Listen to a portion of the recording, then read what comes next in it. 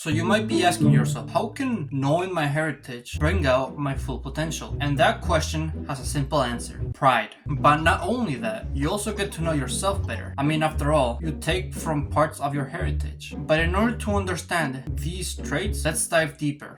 So, throughout my whole life, I never really taken into consideration my heritage. Why is it important? Why should I know where I come from? I mean, is it really gonna affect me? Well, it doesn't really affect me directly, but it really helps me know myself and draw inspiration. I feel like we have all, like, at least as kids, we have all not really acknowledged our heritage. We don't really care as kids. Why should we? All we care about is just having fun. But when I finished high school, like when I was in my senior year, that's when I really took everything seriously. That's where I really wanted to do YouTube. That's when I really wanted to like get ready for college. And you know, I'll admit it, like I wasn't really consistent. I wasn't really like motivated to do it. I wanted to do it, but you know, I didn't have the drive to do it. Of course, like my family was a source of inspiration as well, but I feel like I didn't understand myself. I feel like there were aspects of myself, like there were traits that I needed to improve on, but I just couldn't tell what traits those were. I just felt like I had something missing. And only until like recently, until I got into college, did I like spoke to my grandma, did I like learn some of the traits that like my dad has. And you know, I also talked to my grandma from my mom's side and I learned some of the traits that she has. And through knowing these things, I got to know some of the traits that I have from them, you know, that I need to improve on, like my public speaking. It's not like, you know, it's not like my grandparents told me right away, like, this is how your mom was, this is how your dad was. No, they just like told me a story of, you know, their childhood and, you know, some of the struggles, some of like the ups and downs. But like through knowing all that, I got really inspired because I reflected on myself and I compared how my life has been compared to them. And you know, it's always nice to know that even though you're at a young age, you're like surpassing them. That's like kind of weird to say, like it even feels weird to say it out loud. Like I'm 19 years old and I've already surpassed my hair. I've already done more than, you know, the previous generation. Not when it comes to like financial wise, but like when it comes to like education and when it comes to fitness and improving myself, you know, yeah, I've done better. It's been like just a big part of self-improvement is knowing yourself. The more, like the better you get to know yourself, the better you can understand your feelings and the things that you need to improve on. And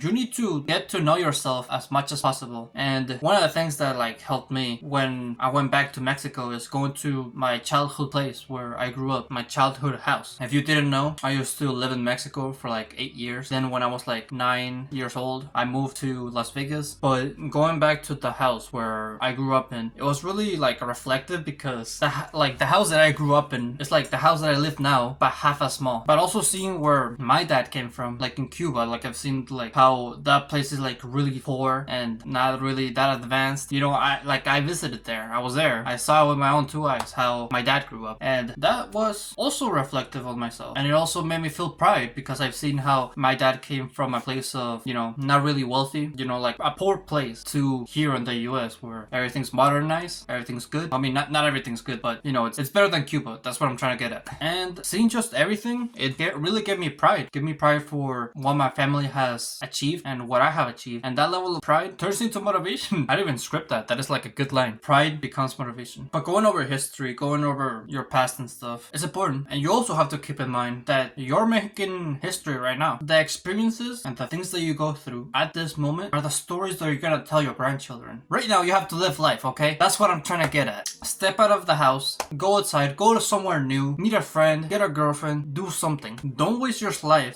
just staying at your house. This is why I don't like playing video games. I'm never gonna be apologetic about attacking video games because it's like, imagine that. Imagine like your grandchildren telling you what you did when you were younger and you say to them, I stayed home playing video games. What the hell is that? No, like I can't. And again, it really bothers me because there's a lot of people defending it. It's like you're not living your life. But yet again, it's not only video games. There's like, you know, shows, junk food, like, you know, movies that are just for the sake of entertaining you. You know, those things also get you hooked and inside the house. So it's important to keep those away from you because if you don't, then it's gonna take away from living your life. Now, there's also another argument where you need money to live your life. And I think that's true. So when it comes to that aspect, I believe that use it as motivation. Like, you want to get experiences, right? You want to go outside, go like explore the world and stuff. Correct? Correct. That requires money. If you want these things, then work for it. Simply work for it. I can't really give you a financial advice. I can't really tell you how to get money, but all I can tell you is everything comes from working. So if you want to share those experiences with your grandchildren, simply, or you know, and I didn't think this video is gonna turn into like a motivational financial advice, but it's true. It's like not only